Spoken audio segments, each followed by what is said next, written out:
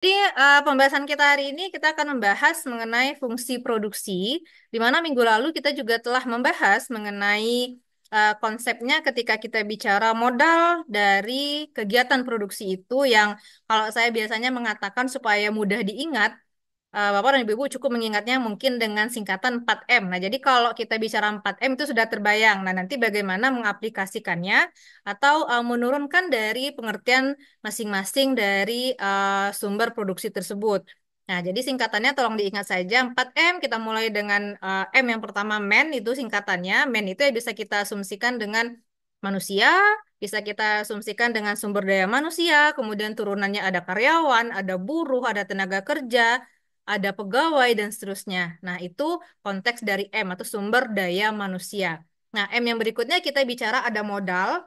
Ya, modal asumsinya bahwa kita berbicara ketika kita membuat sebuah usaha, ketika kita membuat sebuah bisnis, ketika kita akan membuat suatu proses produksi, tentu saja hal utama selain manusia kita membutuhkan adanya modal. Nah, modal ini tidak lain dan tidak bukan kita bicara adanya uang, adanya modal, baik itu konteksnya kita bicara own modal atau modal sendiri, ataupun konteksnya kita melakukan loan ataupun pinjaman dari pihak ketiga. Nah, itu konteks modal. Nah, M yang berikutnya, berarti M yang pertama kita bicara man, kemudian M yang kedua kita bicara modal, kemudian M yang ketiga kita bicara adanya material. Nah, material ini maksudnya adalah bahan baku. Bahan baku maksudnya adalah proses produksi bisa terjadi, bisa kita laksanakan jika kita memiliki bahan baku. Simpel saja, kalau kita mau buat bakwan misalnya, otomatis kita harus memiliki bahan baku bakwan yang utama apa? Kita harus punya tepung, kita harus punya kol, dan seterusnya. Nah, sama. Dalam proses produksi pun seperti itu. Apa yang akan kita buat? Oh, kita akan buat sepatu. Kita akan membuat pabrik sepatu misalnya. Nah, berarti di sana konteksnya kita membutuhkan yang namanya bahan baku kita apa gitu. Bahan baku utama kita apa gitu. Nah, jadi itu yang kita butuhkan. Kalau sesuaikan dengan kebutuhan dari perusahaan kita, sesuaikan dengan kebutuhan bahan baku yang harus kita miliki. Jadi, men, kemudian kita bicara adanya modal, uang, kemudian yang ketiga kita bicara bahan baku atau material, dan yang kemudian kita bicara metode. Nah, konteks metode ini apa? Metode adalah kita bicara metode. Metode artinya kita bicara adanya konsep metode-metode apa yang kita lakukan untuk terjadinya proses produksi. Ada input, ada proses, ada output. Nah, bagaimana itu bisa berjalan? Nah, korelasinya dengan manajemen adalah kita bicara dalam konteks manajemen itu ada POAK,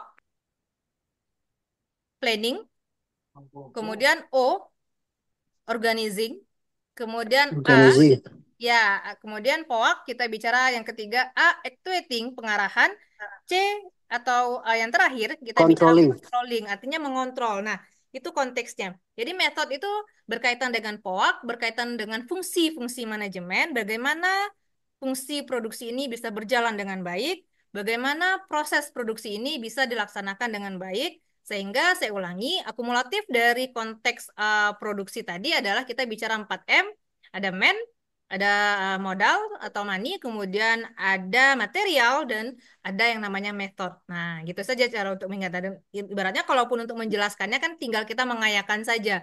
Artinya penjelasan-penjelasan dari 4M itu kan di bawahnya tinggal mengayakan saja maknanya apa. Berarti seperti itu. Oke, kita mulai. Nah, ini baru judul aja sudah 15 menit ya. Nah, oke. Kita mulai. Oke, sebentar. Ada yang unmute ya.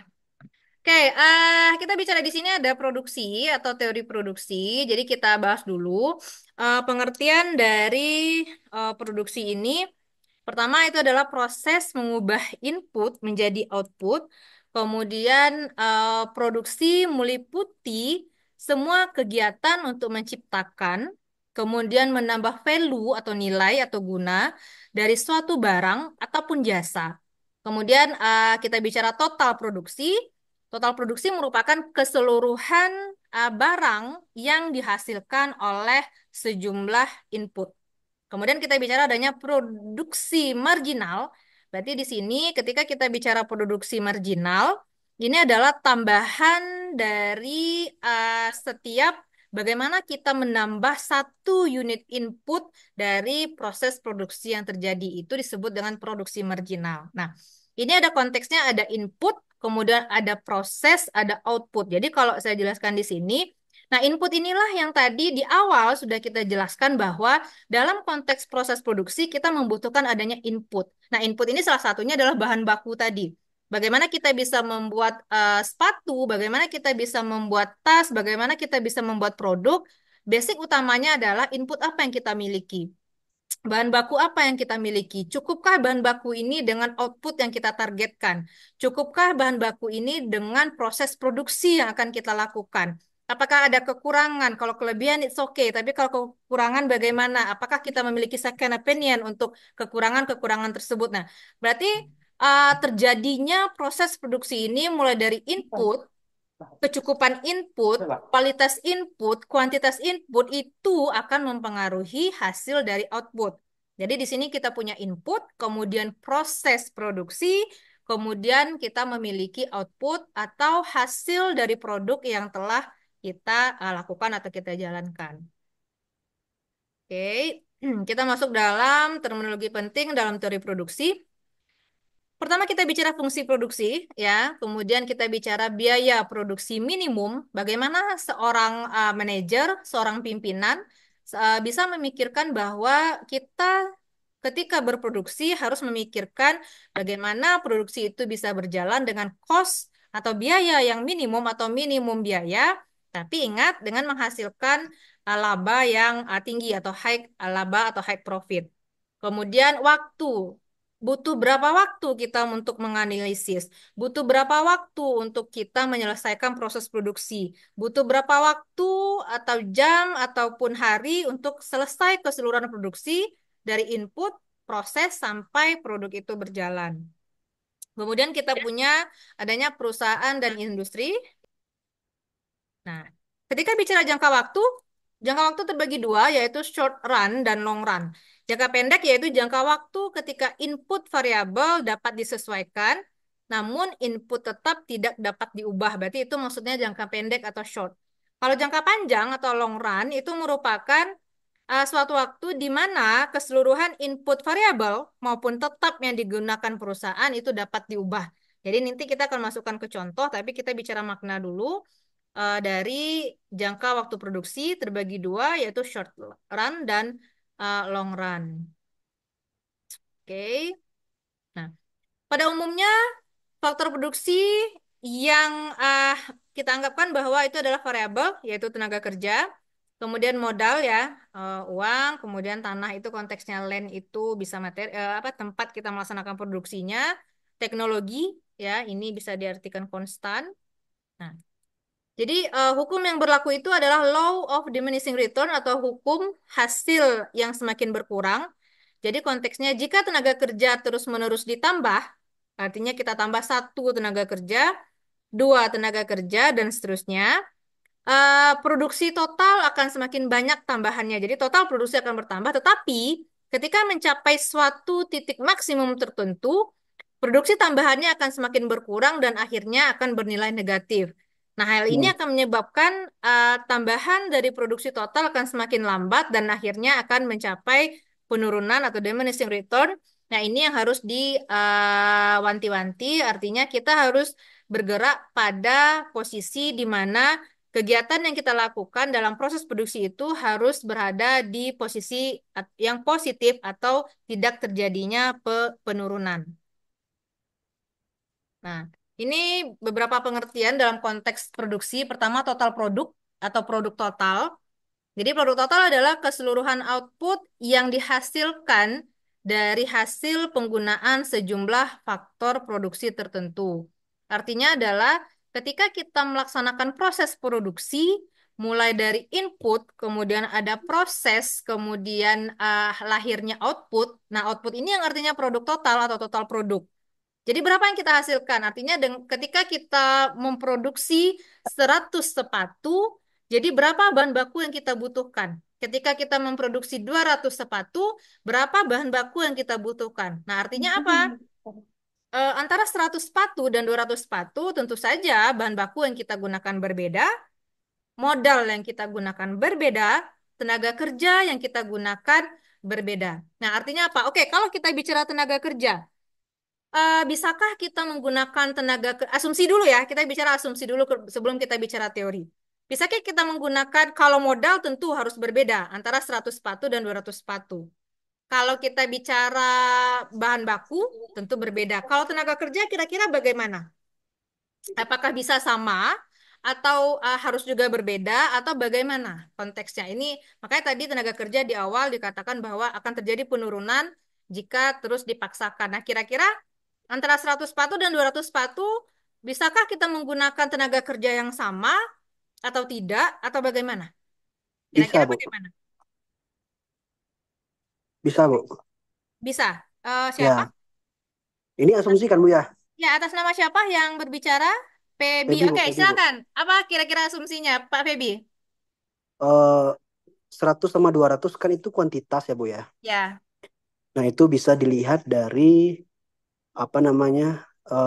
Kita punya pertama SOP pekerjaan dan kinerja karyawan. Otomatis semakin banyak produksi, semakin eh, meningkat untuk proses kerja karyawan. Itu pertama. Yang asumsi kedua, bisa bertambah juga, Bu, untuk karyawannya. Tapi ya itu eh, untuk hasil akhirnya menurun kan, kayak gitu, Bu. Oke, ada yang lain? Menarik jawabannya. Silakan kira-kira ada yang mau memberikan masukan atau seperti ini loh Bu, menurut saya gitu. Nah, silakan, nggak apa-apa. Ada? Silakan. Kalau ada, siapa? Mungkin bisa sebutkan nama. Siapa? Ada? Kira-kira? Asumsi aja. Asumsi itu maksudnya diasumsikan saja ketika kita memproduksi Berpikir liar ya, Bu ya. apa? Berpikir liar. Ya, jadi oh kayaknya sehari-hari seperti ini ya. Asumsikan aja. Oke, nantilah kita bicara sepatu, bicara bakwan aja lah dulu gitu ya. Jadi kita bicara Hmm, tadi 100 sepatu dengan 200. Kalau bahan baku pasti harus terjadi perbedaan. Kalau modal ya, oke, pasti terjadi perbedaan. Nah, kita bicara ini tenaga kerja. Apa yang kalau asumsi tadi ada dua. Kalau seandainya tenaga kerja tetap, ini yang terjadi. Kalau tenaga kerja berbeda atau kita tambahkan, berarti itu yang terjadi. Berarti asumsi itu kan. Nah, decision maker artinya dalam konteks manajemen itu ada yang namanya ekonomi manajerial atau manajerial ekonomi. Arti ekonomi manajerial adalah bagaimana seorang manajer, oke, kalau kita bicara produksi berarti manajer produksi bisa memutuskan atau mencari high profit, high efisiensi dengan menggunakan faktor produksi yang ada. At least kita akan berada dalam beberapa keputusan. Keputusan yang artinya kalau kita memilih A berarti ini konsekuensinya. Kalau kita memilih B berarti ini konsekuensinya. Semua memiliki konsekuensi. Itu dari sudut pandang manajer. Kita manajer ya, manajemen berarti kita manajer. Nah, dari sudut pandang tenaga kerja tentu itu juga ada opsi-opsi yang artinya kalau pilih A berarti ini, kalau pilih B ini. Oke, kita masuk dulu. Ada lagi nggak yang mau berasumsi liar seperti kata Pak Baby tadi? Nggak apa-apa. Kita at least kita tidak bicara teori dulu ya. Kalau teori itu sudah pasti. Artinya kalau kita bicara teori itu A tambah B sama dengan C, it's a ya, theory. Tapi kalau kita bicara ya apa ya, asumsikan kita dalam kehidupan sehari-hari. Maksudnya begini, Bapak dan Ibu-ibu lah misalnya mungkin sudah ada yang berusaha, berwirausaha ataupun berbisnis tentu saja aplikasi-aplikasi itu secara harfiahnya telah diaplikasikan dalam kehidupan sehari-hari. Misal kita balik ke case tadi kita tadi. Balik lagi ketika kita bicara 100 sepatu dan 200 sepatu, it's contoh ya, artinya case tadinya. Ketika kita bicara 100 sepatu, pertama, kalau kita bicara cost atau modal, itu pasti ada perubahan. Terjadi peningkatan modal, terjadi peningkatan uang. Oke. Bahan baku, tentu saja akan terjadi perbedaan 100 dan 200. Jadi, totally antara dua total produksi tadi atau faktor produksi tadi itu ibaratnya tidak bisa diganggu gugat bahwa akan terjadi kenaikan jumlah biaya ketika kita 100 ke 200 berarti modal yang dulunya misal 10 juta itu pasti terjadi kenaikan. Kemudian bahan baku yang dulunya kita misalnya menggunakan akap kulit kulit sapi misalnya yang dulunya misalnya sekian ton tentu saja akan terjadi peningkatan menjadi berapa kilo atau berapa ton. Nah, sekarang kita asumsikan atau kita masukkan kepada faktor produksi yang man atau manusia. Nah, Manusia ini konteksnya ada dua hal yang kita lakukan. Pertama, opsi pertama adalah ketika kita ingin menambahkan atau tidak menambahkan. Opsi yang pertama, kita bicara bahwa kita bisa melakukan proses produksi tersebut, kenaikan produk sepatu tersebut tanpa harus menambahkan men atau tenaga kerjanya. Tentu saja bisa. Ada opsi yang dilakukan apa? Perpanjangan waktu. Nah, makanya tadi di slide kedua, saya bicara mengenai waktu dalam proses produksi. Artinya apa? Dengan tetap kita menggunakan anggap 30 karyawan, anggap 30 karyawan, tetap kita bisa menaikkan produksi menjadi 200, tapi ada waktu yang bertambah. Konsekuensi pertama seperti itu. Waktu yang bagaimana, Bu? Pertama, mungkin lembur, ya kan? Yang biasanya pulang jam 4, dikarenakan ada penambahan ini, berarti pulangnya menjadi jam 6. Satu, balik lagi, kita butuh waktu next, artinya apa? Kalau kita bicara 100 produk kemarin, kita bisa menyelesaikannya dalam waktu 7 hari, tapi dengan jumlah tenaga kerja yang sama, kita bisa menambah harinya menjadi 10 hari atau 11 hari. It's a choice, artinya pilihan yang pertama, ketika kita tetap menggunakan banyaknya jumlah dari tenaga kerja. Berarti seperti itu. Nah, pilihan yang kedua apa? Pilihan yang kedua adalah balik lagi kita, tadi kan pertanyaan saya bisa nggak? Nah, bisa, berarti terbukti. Seperti yang dijawab oleh Pak Febi tadi bisa, tapi tentu ada yang namanya pilihan-pilihan atau strategi yang harus dilakukan. Nah, itu kalau kita tidak menambah dari yang namanya jumlah tenaga Man kerja people atau power. karyawan. Tapi ingat, ada diminishing time atau ada yang namanya penambahan waktu. Ya, Bisa waktu per harinya atau dalam bahasa sehari-hari kita lembur, atau bisa waktu dari hari ketetapannya. Yang biasanya 7 hari menjadi 10 hari. It's a time, artinya penambahan waktu. Ya, itu yang konteksnya kalau kita bicara tenaga kerja. Nah, opsi yang kedua itu tentu saja kalau seandainya tidak ada lembur, tidak ada penambahan waktu, ya pasti harus ditambah jumlah tenaga kerjanya. Itu satu. Nah, itu tadi kan dari perspektif manajemen, dari perspektif atau sudut pandang produksi ya. Nah, sekarang kita lihat lagi dari sudut pandang tenaga kerjanya bagaimana. Balik lagi ada opsi A dan B. A artinya karyawan setuju dengan hal itu. Ketika dia diadakan lembur, ketika terjadi penambahan, oke, Sabtu Minggu kita tetap kerja karena adanya ini. Opsinya apa? Karyawan bagaimana? Apakah senang, apakah tidak senang, atau bagaimana? Kalau mereka suka, ya artinya ada lagi yang namanya pilihannya, yaitu yang namanya opportunity cost. Dalam konteks manajerial ya, opportunity cost artinya karyawan akan menambahkan plus atau tambahan. Yang namanya lembur pasti bertambah gajinya. Yang namanya Sabtu Minggu dipakai untuk bekerja, tentu bertambah gaji ataupun insentif yang didapatkan. Jadi itu insentif. adalah perspektif-perspektif dari tenaga kerja. Yang namanya tenaga kerja lembur ya, di satu sisi mungkin fine-fine aja ketika lembur. Kenapa? Karena mau tidak mau dia mendapatkan adanya tambahan dan Kompensasi. iya insentif ataupun biaya kompensasi yang didapatkan. Nah ini ya kita lanjut ke teori mengingat waktu. Oke kita ada bisa di sini ada average product atau produk rata-rata yaitu produksi yang dihasilkan oleh satu orang tenaga kerja per input variabel. Arti itunya nanti ada perhitungannya. Tapi kita tidak usah menghitung, ini teori saja. Kemudian produk marginal atau marginal produk yaitu tambahan produk yang diakibatkan oleh nah ini dia tadi ya, bertambahnya seorang tenaga kerja ataupun sebaliknya.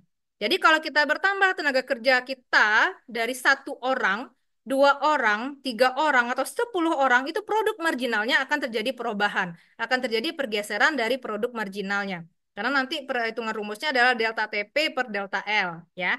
Jangan dipikirkan rumusnya, Bu. Kita ini ya. Nah, oke. Jangan ini kenalan saja. Jadi, waduh, udah ada angka nih pertemuan ketiga. Enggak, tenang saja. Nanti kalau ujian kita nggak ada angka-angka ya. Jadi saya janji kalau ujian kita nggak ada angka-angka, cukup dalam perspektif saja. Bagaimana Bapak dan Ibu-Ibu nanti mengayakan dan kemudian UTS-UTS-nya studi kasus. Studi kasus itu nanti saya kasih case, ada perusahaan bla bla bla nanti silakan jelaskan dalam perspektif atau menjelaskannya detail ya. Jadi kan nanti Bapak dan Ibu-Ibu punya penjelasan, oh kalau begini, nah seperti asumsi kita seperti tadi. Jadi tidak bicara angka juga ya. Jadi konteksnya, nah ini maksudnya kenapa saya masukkan angka di sini? Karena nanti eh, ini adalah contoh dari 4M yang kita bahas minggu lalu dan hari ini, di mana saya contohkan 2M saja, tanah, di sini kita artikan ya material, kemudian kita punya tenaga kerja ya, tenaga kerja yaitu men tadi, Nah, ini adalah penambahan tenaga kerjanya. Satu orang tenaga kerja menghasilkan 100 sepatu. Ini contoh, oh jangan sepatu ya. Oke, apa ya, 100 produk lah gitu ya. Dua tenaga kerja menghasilkan 300 produk, 300. tiga tenaga kerja, nah itu dan seterusnya. Nah, berarti dari sini kita bisa melihat bahwa semakin meningkat faktor produksi yang kita tambahkan, yang kita gunakan, produk yang kita hasilkan, ataupun produksi total yang kita hasilkan oleh perusahaan tersebut juga akan meningkat. Nah, jadi ini konteks dari perhitungan tadi. Ini kurvanya ya Bapak dan Ibu, tapi dilihat saja, jangan terlalu dipikirkan ya. Ini konteks dari kurvanya terjadi kenaikan dan penurunan dari kurvanya, di mana di bawah adalah TP ya jumlah tenaga kerja dan ini ya bagaimana ketika kita bicara dua tenaga kerja, empat tenaga kerja, kemudian delapan tenaga kerja. Nah, titik maksimum dari perusahaan ini adalah di empat. Artinya proses produksi akan ideal. Proses produksi akan maksimum, proses produksi akan mendapatkan high profit jika menggunakan empat orang karyawan. Itu Karyawan. artinya. Nah, artinya apa? Kalau seandainya menggunakan dua orang karyawan, perusahaan belum mendapatkan titik maksimum profit, maksimum laba, maksimum keuangan, maksimum laba atau profit ya.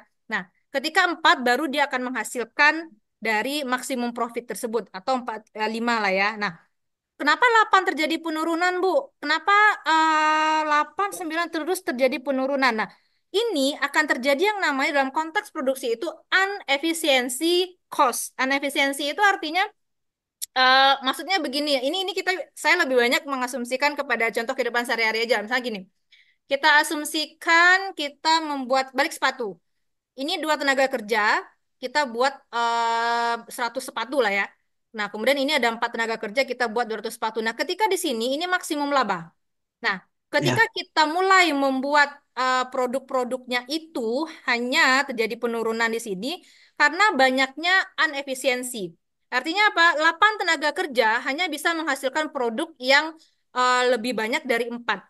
Artinya akan banyak tenaga kerja yang mungkin menganggur, tenaga kerja yang tidak ada kerjaan, tenaga kerja yang duduk-duduk saja, tenaga kerja. Nah, itu yang dimaksud dengan inefficiency cost. Artinya biaya yang dikeluarkan dikarenakan banyaknya hal-hal yang tidak efisien. Nah, ini salah satunya. Nah, makanya ketika kita berhitung atau menghitung tenaga kerja, karyawan harus dihitung juga kan? Ya, misalnya ya, gini, mungkin Bapak dan Ibu-Ibu ada yang punya usaha apa ya? Inilah ya, usaha rumah makan misalnya ya. Nah, rumah makan, anggaplah rumah makan A misalnya. Rumah makan itu kan asumsinya karyawannya paling ini yang masak di dapur misalnya ya. Ini kita bicara yang masak di dapur itu paling paling banyak berapa, Pak? Lima? Ada? Enam? 5. Lima 5, lah Bu. ya. Nah, karena mengingat land itu kan maksudnya dapurnya besarnya sekian, kemudian asumsi dari konsumennya sekian. Jadi kita sepertinya hanya membutuhkan maksimum karyawan yaitu empat 5, atau lima. 4. Heeh. Nah, sekarang bayangkan dengan tetap, dengan rumah makan yang tetap, dengan dapur yang tetap seperti itu besarnya, dan konsumen yang tidak bertambah seperti itu besarnya, kita menambah menjadi 8 karyawan. Misal nih ya, asumsi ya, ini asumsi ini saja. Nah, artinya pertama apa? Akan otomatis akan banyak karyawan yang misalnya biasa dulu cuci piring cuma satu orang, Bu. Dikarenakan sekarang udah dua orang, otomatis akan ada jeda waktu karyawan-karyawan itu tidak memiliki pekerjaan atau tidak ada kerjaan. Kenapa? Karena biasanya mencuci piring cukup satu orang, tapi dikerjakan oleh dua orang, otomatis kan ada lost time, waktu yang terbuang. Otomatis, balik lagi kita bicara teori, terjadinya inefficiency cost namanya. Jadi kalau sebenarnya Bapak dan Ibu-ibu kalau yang sudah punya bisnis atau usaha, saya rasa ini apa ya, bukan sering ya, sering dihadapi. Artinya pasti kita cut bengkel lah misalnya. Dengan tempatnya seperti ini, kemudian usahanya seperti ini, otomatis saya cuma hanya membutuhkan dua karyawan. Butik misalnya, dengan butik saya panjangnya misalnya 8 kali 10, baju-bajunya ini, bla bla dan seterusnya, sepertinya saya membutuhkan tiga karyawan. Berarti kan seperti itu. Beda kalau oh kayaknya tokonya atau butiknya saya jadikan dua tingkat. Butiknya saya tambah ke belakang. Nah, kalau kita sudah mengatakan penambahan hal-hal seperti itu, otomatis kita juga membutuhkan yang namanya penambahan yang namanya karyawan. Tapi ketika dia tetap, Ingat, ketika dia tetap bahan bakunya, ketika dia tetap landnya, ketika dia tetap tempatnya, itu akan kita bicara maksimum karyawannya berada di titik apa. Maksimum karyawannya akan berada di jumlah apa. Artinya, kalau tetap kita menambahkan jumlah karyawan, itu tidak menjamin bahwa perusahaan kita, produksi kita, usaha kita akan tetap dan terus mendapatkan yang namanya keuntungan. Nah, jadi ini contoh kurvanya based on teori ya, berdasarkan teori. Tapi balik lagi Bapak dan Ibu-ibu, jangan dipikir, aduh itu 800 kenapa ya? Itu kurvanya enggak. Ini contoh teori saja, tapi asumsinya seperti yang kita jelaskan tadi ya, seperti rumah makan tadi. Artinya ini pembuktian saja bahwa pertama, ketika kita bicara manusia, tenaga kerja, buruh, karyawan, apalagi ya, tukang lah misalnya, atau apalah namanya, kita punya yang namanya, saya membuktikan ada yang titik maksimum karyawan, kita membutuhkan maksimum karyawan itu berapa? Nah, Bapak dan Ibu-ibu misalnya gini lah, kalau usaha buat rumah misalnya, ya kan? Wah, saya mau berencana mau buat rumah, mau bikin rumah nih. Rumah saya ukurannya berapa? Oke, kayaknya rumah saya ukurannya 12 kali 18 misal. Artinya apa? Ketika kita membuat rumah yang ukuran 12 kali 18 meter, tentu tukangnya akan berbeda dengan jumlah rumah. Misalnya anggap rumah kita dua tingkat, kemudian ukurannya 10 kali 20 meter misal gitu. Itu asumsi kan. Nah, jadi itu yang dimaksud dengan maksimum tenaga kerja tadi. Di mana kita harus memperhitungkan maksimum tenaga kerja ini akankah mendapatkan maksimum laba atau minimum laba. Atau dalam konteksnya deterministic return. Artinya return itu mengurangi pengembalian laba yang akan didapatkan oleh perusahaan kita. Nah, itu maksudnya. Ya, jadi ini contoh kurvanya saja. Tapi saya jamin ini nggak masuk ujian ya, Bapak dan Ibu-Ibu. Jadi, aduh saya harusnya hafal ini. Enggak, jadi ini nggak masuk ujian. Kalau ujian saya, apalagi ini saya lebih banyak kepada case study. Jadi saya kasih satu studi kasus, nanti Bapak-Bapak dan Ibu mengayakan. Mengayakan itu maksudnya, ya seperti cerita Pak Febi tadi, berpikir liar gitu ya, bukan berpikir liar. Maksudnya, berarti seperti ini. Jadi lebih seperti itu. Asumsinya Bapak dan Ibu sebagai manajer. Asumsinya perspektifnya dari seorang pimpinan. Perspektifnya dari seorang manajer, seorang usahawan. Nah, jadi itu yang nanti akan kira-kira soalnya seperti itu. Jadi nggak kurva-kurva ya. Kalau kurva-kurva ini nanti pusing bapaknya ya. Oke. Ya ini saya cepatkan saja ya.